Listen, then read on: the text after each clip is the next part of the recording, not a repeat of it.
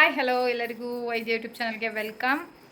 ಇವತ್ತು ಸಂಜೆಯಿಂದ ಬ್ಲಾಗ್ ಮಾಡ್ತಾ ಇದ್ದೀನಿ. ಅಂದರೆ ಇವತ್ತು ನನ್ನ ಫ್ರೆಂಡ್, ಅಂದರೆ ನನ್ನ ಫ್ರೆಂಡ್ ಆ್ಯಂಡ್ ಇವರ ಫ್ರೆಂಡು ಇಬ್ಬರ ಫ್ರೆಂಡ್ ಮದುವೆ ಇವತ್ತು. ಅದಕ್ಕೆ ಅವರ ರಿಸೆಪ್ಷನ್ಗೆ ಹೋಗ್ತೀನಿ. ಏನೇ ಹೇಳಿದ್ರು ಪೂರ್ಣಿಮಾ. ಈಗ ಮದುವೆ ಆಗ್ತಾ ಇರೋದಲ್ಲ, ಎಷ್ಟು ವರ್ಷ ಆಯ್ತಲ್ಲ? 32. ಈಗ ಮದುವೆ ಆಗ್ತಾ ಇದ್ದಾಳೆ. ಆಲ್ಮೋಸ್ಟ್ ಸೆಟಲ್ ಅಂತ ಅನ್ಕೋತೀನಿ. ಅದಕ್ಕೆ ಇವತ್ತು ಮಂಡ್ಯದಿಂದ ಸ್ವಲ್ಪ ದೂರ, ಅಂದರೆ ಕಲ್ಲಳ್ಳಿ ಹತ್ರ ಮದುವೆ ಇದೆ. ಆಲ್ಮೋಸ್ಟ್ ಮೇಡಮ್ ಅವ್ರು ಬೆಂಗಳೂರಿಂದ ಬಂದಿದ್ದಾರೆ ಮದುವೆಗೋಸ್ಕರ, ಫ್ರೆಂಡ್ಗೋಸ್ಕರ. ಇವಳು ನನ್ನ ಚೈಲ್ಡ್ಹುಡ್ ಫ್ರೆಂಡ್ ಆ್ಯಂಡ್ ಮಾವನ ಮಗಳು. ನನಗೆ ಇರೋವಂಥ ಬೆಸ್ಟಿ ಅಂದರೆ ಬೆಸ್ಟಿ ಆ್ಯಂಡ್ ಫ್ರೆಂಡ್ ಅಂತಲೇ ಹೇಳ್ಬೋದು. ಇವಳೇನೆ ಲತಾ ಅಂತ. ನಾನು ಯೂಟ್ಯೂಬ್ ಚಾನಲ್ನ ಸ್ಟಾರ್ಟ್ ಮಾಡಲಿಕ್ಕೆ ಕಾರಣ, ಮೇನ್ ರೀಸನ್ ಪರ್ಸನ್ ಇವರೇ ನೋಡಿ, ಇವರೇ ನೋಡ್ಕೊಂಬಿಡಿ. ಮಾಡು, ಚೆನ್ನಾಗಿ ಹೋಗುತ್ತೆ, ಎಷ್ಟಾಗುತ್ತೋ ಅಷ್ಟು ಮಾಡು. ಖಂಡಿತ ಒಂದು ಟೈಮ್ ನಿಮಗೆ ಖಂಡಿತ ಅದು ಒಳ್ಳೇದಾಗುತ್ತೆ ಅಂತ ನನಗೆ ಸಜೆಷನ್ ಕೊಟ್ಟು ಯೂಟ್ಯೂಬ್ ಸ್ಟಾರ್ಟ್ ಮಾಡುವಷ್ಟು ನನಗೆ ಧೈರ್ಯ ತುಂಬಿ ಸ್ಟಾರ್ಟ್ ಮಾಡಿಸಿರುವಂಥ ಏಕೈಕ ಫ್ರೆಂಡ್ಸ್ ಅಂದರೆ ಇವರೊಬ್ಬರೇ. ನನಗೆ ಫ್ರೆಂಡು ಇವಳೇ ಆ್ಯಂಡ್ ಮಾವನ ಮಗಳು ಇವಳೇ, ಎಲ್ಲ ಎನಿವನ್ ಇವಳೇ. ಇನ್ಯಾರೂ ಇಲ್ಲ ನನಗೆ ಫ್ರೆಂಡ್ ಅಂತ ಹೇಳ್ಕೊಳಕ್ಕಿರೋದು ಒಬ್ಬಳು. ಇವಳು ಟ್ಯಾಲೆಂಟ್ ಇತ್ತು, ಅದಕ್ಕೇ ನಾನು ಪ್ರೋತ್ಸಾಹ ಮಾಡಿದೆ. ಅವಳು ಮಾಡ್ತಾ ಇದ್ದಾಳೆ ಅಷ್ಟೇ, ನಂದೇನು ಇಲ್ಲ ಇದರಲ್ಲಿ. ಹೇಳು ನನ್ನ ಚಾನಲ್ ಬಗ್ಗೆ ಇಷ್ಟು. ಯಾವ ಥರ ಡಬ್ಬ ಥರ ಚಾನಲ್ ಡಬ್ಬ ಥರ ಮಾಡ್ತೀನಾ? ತುಂಬ ಚೆನ್ನಾಗಿ ಮಾಡ್ತೀಯ. ಇವಾಗ ಪ್ರೊಫೆಷನಲ್ ಯೂಟ್ಯೂಬರ್ ಥರ ಮಾಡ್ತೀಯ. ಪ್ರೊಫೆಷ್ನಲ್ ಆಗಿಲ್ಲ, ಸಾರಿ. ನಾನು ಇದು ಮಾನಿಟೈಸ್ ಆಗಿದೆಯಲ್ಲ. ನೋಡೋಣ ಮುಂದೆ ಹೇಗೆ ಅಂತ ಗೊತ್ತಿಲ್ಲ. ಏನು ತಪ್ಪಿದೆ ನಿನ್ಗೆ ಅನ್ಸಿರೋ ಪ್ರಕಾರ? ಚೆನ್ನಾಗಿದೆ ನನ್ನ ಪ್ರಕಾರ. ಅಂದರೆ ಇನ್ನೂ ಸ್ವಲ್ಪ ಕಂಟೆಂಟ್ ಕೊಡಬೇಕು, ಇನ್ನೂ ಸ್ವಲ್ಪ ಅಂದರೆ ರೆಗ್ಯುಲರಾಗಿ ವ್ಲಾಗ್ಸ್ ಹಾಕಬೇಕು ಅಷ್ಟೇ. ಮೇನಾಗಿ ಸ್ವಲ್ಪ ರೆಗ್ಯುಲರಾಗಿ ಹಾಕೋಕ್ಕಾಗ್ತಾ ಇಲ್ಲ. ಆ್ಯಂಡ್ ಮುಂದೆ ದಿನ ರೆಗ್ಯುಲರಾಗಿ ಟ್ರೈ ಮಾಡ್ತೀನಿ, ಖಂಡಿತ ಟ್ರೈ ಮಾಡ್ತೀನಿ.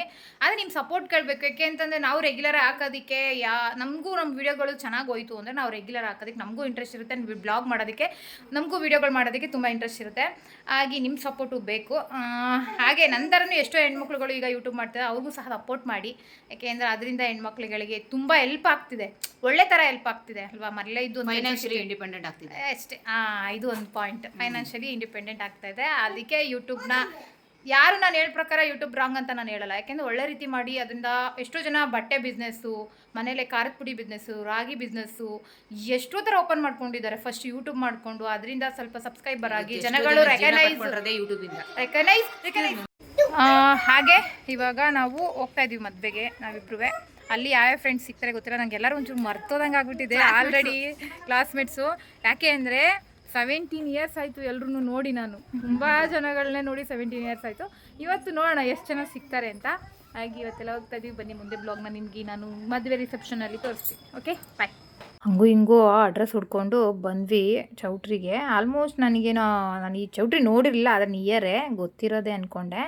ಒಳಗಡೆ ಎಂಟ್ರೆನ್ಸು ಪೂರ್ಣಿಮಾ ಅಂತ ಇತ್ತಲ್ಲ, ಅವರೇ ನನ್ನ ಫ್ರೆಂಡ್. ಆ್ಯಂಡ್ ಹೋಗ್ತಾ ಒಂದಷ್ಟು ಮಾಮೂಲಿ ಡೆಕೋರೇಷನ್ಸ್ ಎಲ್ಲ ನೋಡಿಕೊಂಡು ವಿಡಿಯೋ ಮಾಡಿಕೊಂಡು ಹೋಗ್ತಾಯಿದ್ದೆ. ಅಲ್ಲಿ ಒಂದಷ್ಟು ಪಿಕ್ಚರ್ಸ್ಗಳು ಚೆನ್ನಾಗಿತ್ತು, ಅಲ್ಲೆಲ್ಲ ಫೋಟೋಸ್ಗಳು ಹೊಡ್ಕೊಳ್ಳೋಣ ಅಂತ ಒಂದು ಐಡಿಯಾ ಬಂತು. ಹಾಗೆ ನನ್ನ ಫ್ರೆಂಡು ಒಂದು ಸ್ವಲ್ಪ ಅಲ್ಲೇ ಕೆಲವೊಂದು ಫೋಟೋಸ್ಗಳನ್ನು ಮಾಮೂಲಿ ಇರುತ್ತಲ್ಲ, ಏನೋ ಒಂದು ಒಳ್ಳೇದು ನೋಡಿದ್ರೆ ಸಾಕು ಅಟ್ರಾಕ್ಟ್ ಆಗಿಬಿಡುತ್ತೆ. ಅಲ್ಲೊಂದು ಸೆಲ್ಫಿ ತೆಗಿಯೋ ಗಂಟ ಮನಸ್ಸಾಗಲ್ಲ. ಡೆಕೋರೇಷನ್ಸ್, ಲೈಟಿಂಗ್ಸ್ ಹೀಗಿದೆ ಇದೆ. ಇನ್ನೂ ಮಾಡ್ತಾನೆ ಇದ್ದಾರಲ್ಲೇ,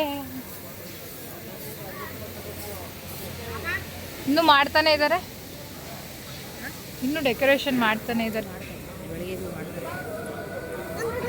ನನಗೆ ಫೋಟೋಗೆಲ್ಲ ಕರಿಬೇಡ. ಫೋಟೋ ಕರಿಬೇಕು, ನಾನು ಬರಲ್ಲ. ಇಂಪಾರ್ಟೆಂಟು ಒಂದು ಪ್ರಯತ್ನ ಇಲ್ವಲ್ಲ. ಇದೊಂದು ಫೋಟೋ ತೆಗಿ. ಎಂಟ್ರೆನ್ಸ್ ಹೋಗ್ತಿದ್ದಂಗೆ ಗಣಪತಿನ ನೋಡಿದ್ವಿ. ಅಲ್ಲಿಂದ ಹೋದ ತಕ್ಷಣ ಹುಡುಗ ಆಲ್ರೆಡಿ ರಿಸೆಪ್ಷನ್ಗೆ ನಿಂತಿದ್ರು. ತುಂಬ ಕ್ರೌಡ್ ಇತ್ತು, ಜನ ನೋಡಿ ಆ ಕಡೆ ಈ ಕಡೆ ಒಳ್ಳೆ ಊಟದಲ್ಲಲ್ಲಿ ನಿಂತ್ಕೊಳ್ಳಲ್ವ, ಹಂಗೆ ಕ್ಯೂ ಅಲ್ಲಿದ್ದರು. ಓಕೆ, ಸ್ವಲ್ಪ ಕಮ್ಮಿ ಆಗಲಿ ಅಂತ ನಾನು ನನ್ನ ತಂಗಿನೂ ಸಹ ಮಕ್ಕಳನ್ನ ಕೂರಿಸ್ಕೊಂಡು ರಿಸೆಪ್ಷನ್ನ ನೋಡ್ತಾ ಒಂದು 5-10 ನಿಮಿಷ ಕಾಲ ಕಳೆದ್ವಿ. ಆದರೆ ಅಲ್ಲಿ ತುಂಬ ಲೇಟ್ ಆಗುತ್ತೆ, ಹೊರಡೋಣ, ಇನ್ನೂ ತುಂಬ ದೂರ ಇದೆ ಅಂದ್ಬಿಟ್ಟು ಒಂದೆರಡು ಫೋಟೋಗಳನ್ನ ಹೊಡ್ಕೊಂಡೆ. ಈ ಸ್ಯಾರಿ ಕೆಲವರು ಕೇಳಿದ್ರಿ ನನ್ನ ಹತ್ರ, ಇದು ಎಲ್ಲಿಂದ ತೊಗೊಂಡ್ರಿ ಅಂತ. ಆಲ್ಮೋಸ್ಟ್ ಇದು ನಾನು ಮೈಸೂರಲ್ಲಿ ತೊಗೊಂಡಿದ್ದು, ನಮ್ರತಾ ಸ್ಯಾರಿ ಅನ್ನೋದೇ ನಿಮಗೆ ಗೊತ್ತೇ ಇದೆಯಲ್ಲ ಅಲ್ಲಿ. ಈ ಸ್ಯಾರಿ ತೊಗೊಂಡಾಗೆಲ್ಲ ಅನಿಸುತ್ತೆ, ಒಂದು ಫೋಟೋ ಆಗಲಿ ಒಂದು ರೀಲ್ಸ್ ಆಗಲಿ ಮಾಡೋಕ್ಕೆ ಆಗ್ತಾಯಿಲ್ಲ. ಅದೇನಂತ ಗೊತ್ತಿಲ್ಲ, ಸಿಚುವೇಶನ್ ಚೆನ್ನಾಗಿಲ್ವೋ ಇಲ್ಲ ನಾನು ಆ ಸ್ಯಾರಿ ಉಟ್ಕೊಳ್ಳೋ ಟೈಮೇ ಚೆನ್ನಾಗಿಲ್ವೋ ಗೊತ್ತಿಲ್ಲ. ಯಾವಾಗಲೂ ಹಿಂಗೆ ಆಗುತ್ತೆ ಅನ್ಕೋತೀನಿ, ಆದರೆ ಮಾಡಲಿಕ್ಕಾಗ್ತಿಲ್ಲ.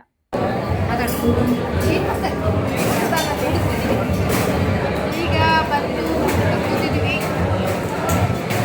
ಬ್ಯಾಟಿಂಗ್ ಮಾಡಿಕೊಂಡು ಮನೆಗೆ ಹೋಗೋದು. ಹೊಟ್ಟೆ ಅಪ್ಪು ಎಲ್ಲಿಗೆ ಬಂದಿದ್ದೀವಿ ನಾವು? ಎಲ್ಲಿಗೆ ಬಂದಿದ್ದೀವಿ? ಏನ ಶೂಟಿಂಗಾ? ಏ ಇಲ್ಲತಾ ನಾವು ಎಲ್ಲೂ ಬಂದಿದ್ದೀವಿ ಅಂದ್ರೆ ಶೂಟಿಂಗ್ಗೆ ಅಂತಾನೆಲ್ಲ ನಿನ್ನಾಗ. ಎಲ್ಲಿಗಮ್ಮ? ಮದುವೆಗೆ. ಹೌದು. ಆಮೇಲೆ ಯಾರ ಮದುವೆ ಇದು? ಹಾಂ ಯಾರ ಮದುವೆ? ಹಾಂ ಹುಡುಗಿನ? ಆ ಹುಡುಗಿ ಮದುವೆ ಅಂತ ನನಗೂ ಗೊತ್ತು. ಹೇಳು ಯಾರ ಮದುವೆ ಇದು? ಅಮ್ಮನ ಫ್ರೆಂಡ್ ಮದುವೆ. ಯಾರ ಮದುವೆ? ಎಲ್ಲದಕ್ಕೂ ಹೌದು ಹೌದು. ನಿನ್ನ ಹೆಸರೇನು? ನಿನ್ನ ಹೆಸರೇನು? ನೀನು ಬರ್ತೀಯ ಕೊಡೋ ಚಾನಲಲ್ಲಿ? ನನ್ನ ಚಾನಲ್ ನೋಡ್ತೀಯಲ್ಲ ನೀನು ಮನೇಲಿ ಕುತ್ಕೊಂಡು, ಅದಕ್ಕೆ ಬರ್ತೀಯ ನೋಡು. ಬೇಡವಾ ಬರೋದು? ಬೇಡವಾ? ನೋಡು ಅಪ್ಪು ನೋಡು, ನನ್ನ ಚಾನಲ್ ನನಗೊಬ್ಬ ಅಪ್ಪಟ ಅಭಿಮಾನಿ ಆ್ಯಂಡ್ ಅಪ್ಪಟ ಸಬ್ಸ್ಕ್ರೈಬರ್ ಅಂದರೆ ಇವರು. ಯಾಕೆ ಅಂದರೆ ಮನೇಲಿ ಕೂತ್ಕೊಂಡು ತಿರ್ಸ್ಕೊಂಡು ನನ್ನ ಅಮ್ಮ ಅತ್ತೆ ನೋಡಮ್ಮ ಅಮ್ಮ ಅತ್ತೆ ನೋಡಮ್ಮ ಅಂತ ಅವ್ರ ಅಮ್ಮಂಗೆ ತೋರಿಸ್ತಾ ಇರ್ತಾನೆ ನನ್ನ ಚಾನಲ್ನ ಯಾವಾಗಲೂ. ಅದಕ್ಕೆ ನನ್ನ ಅಪ್ಪಟ ಒಂದು ಸಬ್ಸ್ಕ್ರೈಬರ್. ಥ್ಯಾಂಕ್ ಯು ಮಗನೇ ಅಳಿಯ ಅಲ್ಲ, ವೆಲ್ಕಮ್ ಹೇಳ್ಬೇಕಲ್ವಾ? ಹಾಂ ನೋಡ ಹೇಳಿ ವೆಲ್ಕಮ್. ಚಿನ್ನದಲ್ಲಿ ಬ್ಯುಸಿ ಆಗಿಬಿಟ್ಟಿದ್ದಾನು ತಿನ್ಲಿ. ಸುಳ್ಳು ಹೇಳ್ತಾ ಇಲ್ಲ, ನನ್ನ ಅಳಿಯ ನನ್ನ ಅಪ್ಪಟ ಸಬ್ಸ್ಕ್ರೈಬರ್. ನಾನು ಸ್ಟಾರ್ಟಿಂಗ್ ಯೂಟ್ಯೂಬ್ ಮಾಡಿದಾಗ ನನ್ನ ಫಸ್ಟ್ ಸಬ್ಸ್ಕ್ರೈಬರ್ ಅಂತ ಹೇಳ್ಬೋದು. ಆದ್ರೂ ಹಳೆ ವಿಡಿಯೋಗಳನ್ನು ತಿರುಗಿಸ್ಕೊಂಡು ನೋಡ್ತಾನೆ. ಐ ಲವ್ ಯು ಅಳಿಯ. ಹಾಯ್ ಗಾಯ್ಸ್, ಈಗ ತಾನೇ ಅವಳನ್ನ ಬಿಟ್ಟು ಮನೆಗೆ 11 ಗಂಟೆ ಆಯಿತು ಬಿಟ್ಬಿಟ್ಟು ಬರೋ ಅಷ್ಟರಲ್ಲಿ. ಅವಳನ್ನ ಬಿಟ್ಟು ಮನೆಗೆ ಬಂದೆ. ನಾನು ಬ್ಲಾಗ್ನ ನಿಮಗೆ ತಿರ್ಗಾ ನಾಳೆ ಕಂಟಿನ್ಯೂ ಮಾಡ್ತೀನಿ. ಗುಡ್ ನೈಟ್ ಎಲ್ರಿಗೂ. ಹಾಯ್ ಗಾಯ್ಸ್, ಈಗ ತಾನೇ ರೆಡಿಯಾಗಿ ಇಬ್ಬರೂ ಶಾಪಿಂಗ್ ಹೋಗ್ತಾ ಇದ್ದೀವಿ. ಅಂದರೆ ಶಾಪಿಂಗ್ ಅಂದರೆ ಬರ್ಡೇ ಬಟ್ಟೆ ಅಷ್ಟೇ. ಕಾಫಿ ರೇಟ್ ಆಗುತ್ತೆ ಮಾರಾಯ. ಬರ್ಡೇ ಬಟ್ಟೆ ತರಲಿಕ್ಕೆ ಹೋಗ್ತಾ ಇದ್ದೀವಿ, ಇಬ್ಬರೇ ಹೋಗ್ತಾ ಇದ್ದೀವಿ. ಪಾಪ ಮಲಗಿದ್ದಾನೆ, ಅವನು ಡಿಸ್ಟರ್ಬ್ ಮಾಡೋದು ಬೇಡ ಅಂತ. ಏನು ತಗೋತಾಳೆ ಎಲ್ಲಿ ತಗೋತಾಳೆ ಅಂತ ನಿಜ ಐಡಿಯಾ ಇಲ್ಲ. ಎಷ್ಟು ಬಿಲ್ ಮಾಡ್ತಾಳೋ ಗೊತ್ತಿಲ್ಲ, ನೋಡೋಣ. ಏಕೆಂದರೆ ಅವಳು ಏನು ಮಾಡ್ತಾಳೆ ಅಂದರೆ, ಇವತ್ತು ನಾಳೆ ಬರ್ತಡೇನೆ ಇವತ್ತು ಹೋಯ್ತಾಳೆ ತರೋದಕ್ಕೆ. ತುಂಬ ತಲೆ ಬಿಸಿ ಆಗುತ್ತೆ. ಅವ ಏನು ಸಿಗಲಿಲ್ಲ ನನಗೆ, ಅದು ಸಿಗಲಿಲ್ಲ ಅಂತ ಮೂಡ್ ಆಫ್ ಆಗೋದು ಅವೆಲ್ಲನೂ ಮಾಡ್ತಾಳೆ. ಅದಕ್ಕೇ ಬೇಡ ಅಂತ ನಾವೇನೇ ಬೇಗ ತಗೊಟ್ಬಿಡೋಣ ಅಂತ ಕರ್ಕೊಂಡು ಹೋಗ್ತಾ ಇದ್ದೀನಿ. ಬನ್ನಿ ಶಾಪಿಂಗ್ ಹೋಗಿ ಶಾಪಿಂಗ್ ಮಾಡಿಕೊಂಡು ಅವಳು ಏನು ತಗೋತಾಳೆ ನೋಡೋಣ. ಈ ಸಲ ಏನು ಜಾಸ್ತಿ ಇಲ್ಲ, ಬರ್ಡೇ ಒಂದೇ, ಬಟ್ಟೆ ಒಂದೇ. ನೋಡೋಣ ಮುಂದಿನ ವರ್ಷ ಏನಾರ ಮಾಡೋಗಿದೆ. ಅವಳಿಗೆ 15 ಇಯರ್ಸ್ಗೆ ಸ್ವಲ್ಪ ಗ್ರ್ಯಾಂಡಾಗಿ ಮಾಡೋಣ ಅಂದ್ಕೊಂಡಿದ್ದೀನಿ. ಏಕೆಂದರೆ ಒಂದು ಸಮ ಏಜಲ್ಲಿ 5, 10, 15 ಈ ಥರ ರೇಂಜಲ್ಲಿ ಸ್ವಲ್ಪ ಗ್ರ್ಯಾಂಡಾಗಿ ಮಾಡ್ತೀವಿ. ಹಾಗಾಗಿ ಹಂಗೆ ಅಂದ್ಕೊಂಡಿದ್ದೀನಿ. ಈ ವರ್ಷ ಏನಿಲ್ಲ, ಸಿಂಪಲ್ ಚಿಕ್ಕದಾಗಿ ಕೇಕ್ ಕಟ್ ಮಾಡಿಸಿ ಮನೇಲಿ ಏನಾರು ಡಿನ್ನರ್ ಮಾಡಿ ಹಾಗೆ ಎಲ್ಲರೂ ಕರ್ಕೊಂಡು ಹೋಗ್ತಿದ್ವಿ. ಈಗಲೂ ಹಾಗೆ ಮಾಡ್ತೀನಿ ಅಷ್ಟೇ. ಅವಳಿಗೆ ಚಾಮುಂಡಿ ಬೆಟ್ಟಕ್ಕೆ ಹೋಗ್ಬೇಕಂತೆ, ಚಾಮುಂಡೇಶ್ವರಿ ನೋಡ್ಬೇಕಂತೆ. ಅವಳು ಚಾಮುಂಡೇಶ್ವರಿ ತಾಯಿಯ ಭಕ್ತೆ, ಅಷ್ಟು ಇಷ್ಟಪಡ್ತಾಳೆ ದೇವ್ರನ್ನ. ಈಗ ಹೋಗೋಣ ಬನ್ನಿ. ಈಗ ಅಲ್ಲಿ ಹೋಗ್ಬಿಟ್ಟು ಎಲ್ಲಿಗೆ ವಿಶಾಲ್ ಮಠಕ್ಕೆ ಕರ್ಕೊ ಹೋಗ್ತಾಳೋ ಯಾವ ಮಠಕ್ಕೆ ಕರ್ಕೊ ಹೋಗ್ತಾಳೋ ನಿಜ ಗೊತ್ತಿಲ್ಲ, ನೋಡೋಣ. ಫ್ರೆಂಡ್ಸ್, ಹಾಗೆ ಇಲ್ಲೊಂದು ಎಮ್ ಕೆ ಫ್ಯಾಷನ್ ಅಂತ ನಮ್ಮ 100 ಫೀಟ್ ರೋಡಲ್ಲಿ ಒಂದು ಎಮ್ ಕೆ ಫ್ಯಾಷನ್ ಅನ್ನೋ ಅಂಗಡಿ ಇದೆ. ಮೊದಲು ಇತ್ತು ಮೋಸ್ಟ್ಲಿ ನಾನು ನೋಡಿದ ಪ್ರಕಾರ ಉದಯಲಕ್ಷ್ಮಿ ಅಂತ ಇತ್ತು. ಈಗ ಚೇಂಜ್ ಆಗಿ ಬೇರೆಯವ್ರು ಮಾಡ್ತಾ ಇದ್ದಾರೆ. ಅಲ್ಲಿ ಬರೀ ವೆಸ್ಟರ್ನೇ ಇರೋದು ಆಲ್ಮೋಸ್ಟು. ನಮಗೆ ಬೇಕಾಗಿರೋ ಡ್ರೆಸ್ ಇಲ್ಲಿ ಸಿಗಲ್ಲ ಅಂತ ನಾನು ಅನ್ಕೊಂಡೆ. ಹಾಗೆ ಆಯಿತು, ಹೋದ್ವಿ ಒಳಗಡೆ. ಏನಿಲ್ಲ, ಒಂದು ಕಲೆಕ್ಷನ್ಸ್ ನೋಡೋಣ, ನಮಗೂ ಸಿಗ್ಬೋದೇನೋ ಒಂದು ಗೆಸ್ ಮೇಲೆ ನೋಡಿದೆ. ನನ್ನ ಮಗಳು ಬಟ್ಟೆ ಏನಾದ್ರು ನೋಡ್ತು ಅಂದರೆ ನಿಜವಾಗ್ಲೂ ಯಾರು ಇಷ್ಟಪಡೋಲ್ಲ, ಅಷ್ಟು ಕೆಟ್ಟದಾಗಿ ಬಟ್ಟೆ ತೊಗೊಂಡಿದ್ದಾಳೆ. ನಿಜ ಬರ್ತಡೇಗೆ ಈಗೂ ಹಾಕೋತಾರೆ ಅಂತ ನನಗೆ ಗೊತ್ತೇ ಇರಲಿಲ್ಲ. ಯಾವುದೋ ಬ್ಲ್ಯಾಕ್ ಆ್ಯಂಡ್ ಇನ್ನೊಂದು ಗ್ರೇ ಕಲರಲ್ಲಿ ಏನೋ ಒಂದು ಪ್ಯಾಂಟನ್ನ ಸೆಲೆಕ್ಟ್ ಮಾಡಿದ್ಲು. ಸಿಕ್ಕಾಪಟ್ಟೆ ಕೆಟ್ಟದಾಗಿತ್ತು. ಆ ಬಟ್ಟೆ ಹೋಗ್ಲಿ ಕ್ಲಾತ್ ಇದ್ದಿದ್ರು ತಗೊಟ್ಬಿಡ್ತಿದ್ದೆ ನಾನು. ಆದರೆ ನಿಜ ಕ್ಲಾತ್ ಇರಲಿಲ್ಲ. ಇದು ಬೇಕಂತ ಹಠ ಮಾಡಿದ್ಲು. ನಿಜ ದುಡ್ಡು ಕೊಟ್ಟಿದ್ದಕ್ಕಾದ್ರೂ ನಮಗೆ ಇಷ್ಟ ಆಗಬೇಕು. ನಿಜವಾಗ್ಲೂ ಇಷ್ಟ ಆಗಲಿಲ್ಲ. ಬೇಡಮ್ಮ ಬೇರೆ ಯಾವ್ದಾರು ವೆಸ್ಟರ್ನಲ್ಲೇ ನೋಡು ಪರವಾಗಿಲ್ಲ ಅಂದರೆ ವೆಸ್ಟರ್ನಲ್ಲಿ ಅವಳಿಗೆ ಯಾವುದೂ ಇಷ್ಟ ಆಗಿಲ್ಲ. ಎಲ್ಲ ಥರ ಇದೆ ಅವಳ ಹತ್ರ ಆಲ್ಮೋಸ್ಟ್. ಆಮೇಲೆ ಅಂದೆ ಸ್ವಲ್ಪ ಟ್ರೆಡಿಷ್ನಲಲ್ಲೇ ಯೂಸ್ ಮಾಡಿ ನೋಡು ಅಂತ, ಅದು ಬೇಡ ನನಗೆ, ಫ್ರೀಯಾಗಿರ್ಬೇಕಂತ ನೆಕ್ಸ್ಟು ನಾವು ವಿಶಾಲ್ ಮಾರ್ಟಕ್ಕೆ ಬಂದ್ವಿ. ವಿಶಾಲ್ ಮಾರ್ಟಲ್ಲಂತೂ ನೋಡಿ ನೋಡಿ ಬೇಜಾರಾಗಿದೆ ಕಲೆಕ್ಷನ್ಸು. ಅಲ್ಲಿರೋದೆಲ್ಲ ಬರೀ ಡೈಲಿ ವೇರ್ಸು ಆ್ಯಂಡ್ ವಿತ್ ಜೀನ್ಸ್ಗಳು ಸಿಗ್ಬೋದು ಎಕ್ಸ್ಟ್ರಾ. ಆದರೆ ಹಬ್ಬದಲ್ಲಿ ಮಾತ್ರ ಸ್ಟಾಕ್ಸ್ಗಳಿರುತ್ತೆ ಕೆಲವೊಂದು ಕಡೆ ಅಂತ. ಈ ಥರ ಕಡೆಗಳಲ್ಲಿ ಹಬ್ಬಗಳಲ್ಲಿ ಅಷ್ಟೇ ಸ್ಟಾಕ್ಸ್ಗಳು ಮಾಡ್ತಾರೆ. ಈ ಟೈಮಲ್ಲಿ ನನಗೇನೋ ಅಲ್ಲಿ ಇಷ್ಟನೇ ಆಗಲಿಲ್ಲ. ಅವಳು ಸುಮಾರು ಜೀನ್ಸ್ಗಳು ಎಲ್ಲ ಥರ ನೋಡಿದ್ಲು. ಆಲ್ಮೋಸ್ಟ್ ಇಲ್ಲ ಜೀನ್ಸಲ್ಲಿ ಅವಳು ಸುಮಾರು ತೊಗೊಂಡಿದ್ದಾಳೆ. ಆದರೆ ಅಲ್ಲಿ ನಮಗೆ ಬೇಕಾಗಿರೋದು ಅಂದರೆ ಅವಳಿಗೇನೋ ಒಂದು ಥರ ಒಂದು ಸ್ಕರ್ಟ್ ಥರ ಫುಲ್ ತೋಳು ಥರ ಬರುತ್ತೆ, ಅದನ್ನು ಹುಡುಕ್ತಾ ಇದ್ಲು. ಅವಳು ಏನು ಹುಡುಕ್ತಿದ್ದಾಳೆ ಅನ್ನೋದು ನಿಜ ನನಗೆ ಗೊತ್ತಾಗಲಿಲ್ಲ. ಏನಾರ ಹುಡ್ಕೊಳ್ಳಿ ಅಂತ ಅವಳನ್ನೇ ಬಿಟ್ಬಿಟ್ಟಿದೆ ಶಾಪ್ ಮಾಡಲಿ ಅಂತ. ಯಾಕೆಂದರೆ ಅವರಪ್ಪ ಅವಳನ್ನೇ ಬಿಟ್ಬಿಡು ಅಂತ ಹೇಳಿದರು.